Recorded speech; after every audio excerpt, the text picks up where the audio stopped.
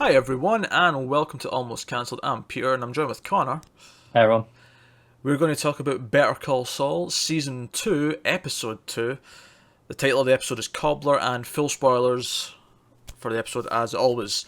Um, well, if you'd have said guess something that's going to be in the next episode of Better Call Saul, I would not have guessed a man sitting on a pie, rubbing his bum in it, and crying. No, I don't think anyone could have had that peg, to be honest. No. It was another great episode, though. Gotta say, It was. there's really You nothing know, to complain about. until that came up at the end, I thought I was pretty sure what was going to be my favorite thing about the episode, and then that all happened, and it just threw the whole thing away. It's just like, ah. So for quite a while, the thing that I found the best was that the guy was genuinely that upset about the baseball cards. Yeah, and he's like, "Oh, I'm going to go Because to the police." I really thought it was just like like obviously he was a little bit concerned about the baseball cards, but it's like I've got to give them something so they can focus on, and then I'll worry about the drugs and money, whatever. But the fact that that's genuinely his biggest priority, just that had me in stitches. Yeah, he's a moron. It was really funny watching Mike talk to him, and then Mike talking to the criminal and being like, "This guy's an even bigger idiot than you probably thought he was." All that stuff was great. There was a joke scene I thought was really well done and really tense when his brother shows up at the meeting in the lawyer's Do you know what? office. That was the moment where I remembered just how good Dave Porter is as a composer, because it's just that moment where the music comes in as he walks in the door. It's just such a great moment. And it's incredibly awkward, and you feel really bad for Saul or Jimmy, or I'm used to calling him Saul, but and I mean, I suppose the main thing of this episode is that Kim and Jimmy, they're getting really close and talking about even moving in together, and she switches the sort of documents so that he's sitting next to her. Yeah. Little slight bit of footsie going under the table, and her like just sort of comforting him when he's nervous because his brother's there. There was a lot of really nice little moments between them. Definitely.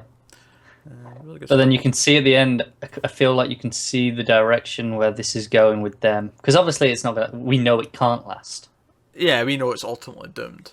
Yeah. But I feel like that bit at the end kind of gave us the first idea as to how it's all going to go wrong. Or why.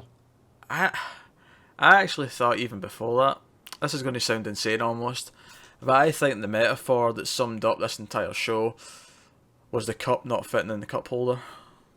Oh yeah. It's just the different pieces just not quite fit together. It was almost too in your face, this metaphor, Mm, but it worked because it did. he's trying to fit the cup that she gave him at the new fancy cup holder, and it's not quite working. And I'm sitting going like this like an idiot, and it looks really funny in the video, like I'm wanking a giant. I don't know what I'm doing.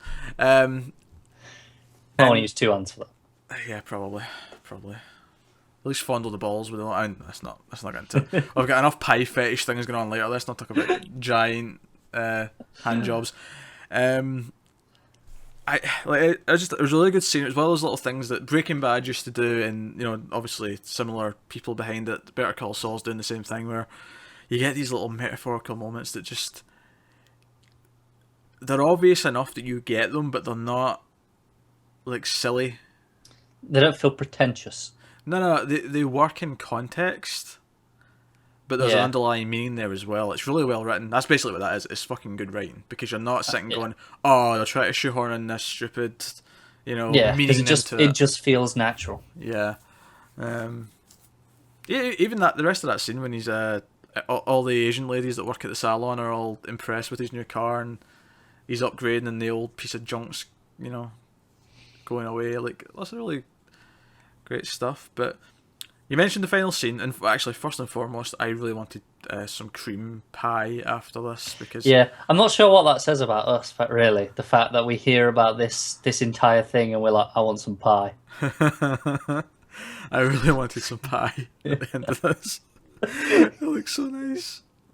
We should point out over here in the UK, we don't have these sorts of pies. No, They we don't. don't. They don't exist here, so we've never had that. Not really. I mean, you get the occasional one in a restaurant. They might have something that fits into that category, but It's rare. we a pie to us is meat and pastry. It's gravy and meat and pastry. And our dessert pies are just like apple pies or rhubarb, like fruit in a pastry again. There's none of these fancy cream things. And I hate them. And I love cream. Cream is the best thing ever in a dessert for me. So I could go one of these pies. But anyway, we're going off track here. We're talking about pies. Yeah, well. We have to talk about men sitting in pies to me. Actually, let's talk about that scene before we talk about the last scene. Because because everything's going well, he's kind of adjusting. He's acted properly in front of his brother and kind of showing him up. He's been having great conversations with Kim. Yeah, he's a little bit awkward in the office when he comes and finds his boss playing guitar, but things are mostly going all right. Frankly, if you find your boss just sitting playing guitar in the office, I feel like you're entitled to feel awkward. I mean, we've seen The Office. Know how that goes. But we gets the call from Mike, because Mike's in this pickle, and this idiot's already went to the cops. And I don't know how I didn't see this coming, but it completely makes sense that this is where it was going to go. That he was going to get Saul to come in and... Yeah. And this is almost Saul's first time doing it like this. Because before he went to Mike for help, essentially. Yeah. Whereas now it's Mike's to him. I mean in the sense that like all of his cases before, he went down to the courthouse and like got appointed people because he was like doing the shitty ones for people who couldn't afford proper lawyers and shit. Yeah. It was all appointed stuff, whereas this was someone, admittedly not the most evil of people, but someone who's dodgy, needing a lawyer to shake them out of something, and him just doing it because, you know, this is what his future career is going to be from Breaking Bad. Yeah, and I find it really interesting how even at this stage he clearly doesn't feel bad about anything, like where he essentially falsified evidence, as they point out at the end, and he's just like, it'll be fine, be cool. It's funny actually that this maybe shows my knowledge of the law. I mean, I knew this really when she said it. It made sense, and I'm like, oh yeah, that's right, that's a good point. But it never occurred to me because I was too busy laughing with by the way, there's just one thing, you need to make a video. I was too busy laughing to think about the legal ramifications of what he said. So was I, which is probably why that scene was there, just to make sure people like us actually got that. But when she, that's my cat just jumping off my lap. Don't worry, folks. But when she's laughing along and like, so all the shit he's saying in the room, that's fine by lawyer standards because she's okay with that. Well, yeah, she's okay with this. It's like, just give him all this bullshit, feed him it. It's cool. Can't believe they ate it up. But falsified evidence is crossing a line, and that's like, you could get disbarred for that. Like, you're allowed to spew shit on behalf of your client, but you're not allowed to fake evidence. And what I thought was interesting is when she says, I can't hear about stuff like this, I really thought that he was going to keep trying to do the right thing. Not that I believed he would keep doing it, because I know where he's going. But I really thought that after he said, you won't, because there'll be nothing, I thought he'd say because there'll be nothing to tell. He'd like basically be promising, right, okay. Message heard. She knows him too well to know that he can't keep out of trouble. Well, that's kind of what she's realising, I guess, but I mean, maybe she's hoping at this point that he's got a good job, he'll get cushy, he'll get used to it, you know. And he'll get bored of all the other stuff. Yeah. I still say something bad might happen to her that really pushes him. I feel like he'll help someone just too far, do someone from something too bad, and she'll find out about it, and that's what'll happen. Yeah. Well, yeah, either something really bad happens to her, or the breakup's really fucking messy, and that's what drives them. Thingy. That said, though, I mean, I do expect her to be around for the whole show, so I don't know if I expect that to happen too soon, unless it happens. Maybe I can see it happen at the end of the season. Yeah, I can see it happen at the end of the season, but she's still going to be around as a regular. In the same way that his brother is. Because his brother was the big obstacle last season, and now he's still around. He's kind of there, but in a different capacity. I can feel this season it's the same thing with her, where she's the focus. And then at the end they have this breakup. But then next season, assuming at this point he still has the job at the lawyer's office and she's still working, they have to work in the same way that he's doing with the brother, has to work together but in a different way. Yeah. Is it possibly much longer and drawn out? I don't know.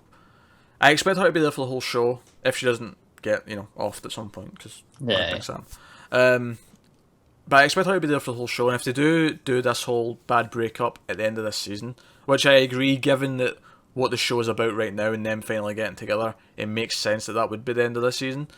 I think next season it would be a case of that what you just said, but then I kind of expect this to go 4 or 5 seasons, similar length to Breaking Bad. Yeah. So I think there'll be. I don't think it'll be quite Walter and Skylar, and I won't spoil Breaking Bad here, but they had this weird thing where eventually,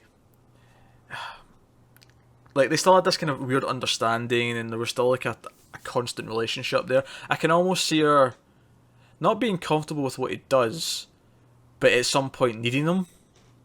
Like, he's like a necessity at some point. Yeah, because she knows that he's good at it. Yeah. Yeah, because he's going to get even better at it, presumably, as he goes. And this is post-breakup, presumably. Yeah, that's what I mean. Like, yeah. So they'll broke her up. They'll maybe had a season where they're not talking to each other, or they're just awkwardly meeting each other and having to only talking when they have come to him. Yeah. But then at some point, like, she's going to need him and his expertise. Yeah, that kind of makes sense. But I mean, Better Call Saul is essentially a character deconstruction. That's what the show is, and it's absolutely working very well. And then you've got Mike, which is like just a great subplot that's going to be running through. Every time Mike's threatening someone, I could just watch that for like an hour. Yeah, it's beautiful. So good. It's beautiful. He's just damn good at his job. Yeah, so that was another great episode of Better Call Saul. And yeah, it's rich enough that despite the fact that it's keeping a consistent level of quality, we're still finding stuff to talk about. Because sometimes when a show keeps the same quality every week, it almost gets hard to find something to say. But there's so much to talk about with the show in terms of what it's doing thematically, with its writing, with its direction. Like, everything's firing on all cylinders. And without a doubt, it is the best, objectively. I mean, obviously, objectivity doesn't factor into something like a TV show quite as much, but as objective as possible, this is the best show I'm watching on TV right now. Might not be actually it probably is my favourite, but it might not be my favourite, but it would be objectively, from my point of view, the best. I think I would agree. I mean, I'm trying to go through in my head, rack all the shows I'm watching, but yeah, it's hard to fault any area of the entire show. But what's going to happen? Well, I mean, Fargo's not going to be on this year. But what happened last year is this was like show of the year. Cat, I'm going to hit you. Okay, he doesn't mean that. This is not animal cruelty live on this air. It's fine. You're going to sit in a pie for weirdos later.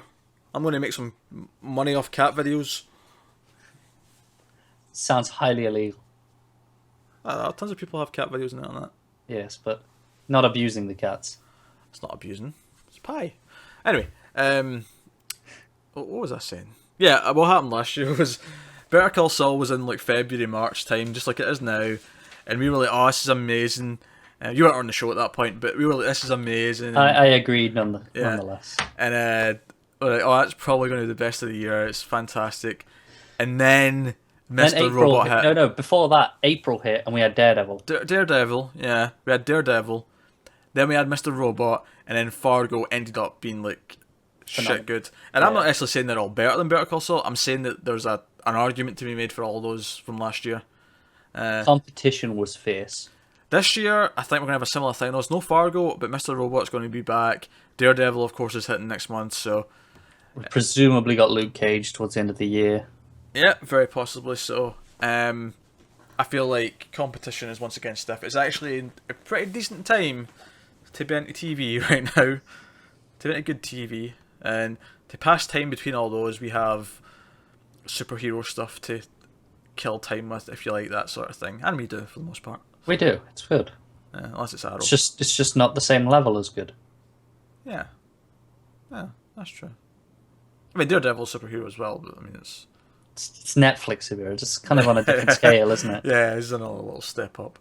But yeah, so that's this week's Better Call Saul, and I wonder if next week we'll have a man sitting in a pie and cry. You come on, internet, don't fail me. I'm waiting for the videos. Oh yeah, I should probably tell them that you wanted to know if what was it? Squat Cobbler. I had to Google it. I needed to know if it was a real Yeah, thing. yeah, I was willing to risk my Google search on this. yeah. He could I have been. gambled. He could have been met with lots of really weird images. Yes. But as it turns out, Saul Goodman made it up, so it's Complete okay. bollocks. Now, I expect the internet to be full of it by next week. Do not fail me. Yeah, there'll be parodies all over the internet, especially the crying one. Yes. All right. So that's this week's Better Call Saul, and I guess we can't wait for next week.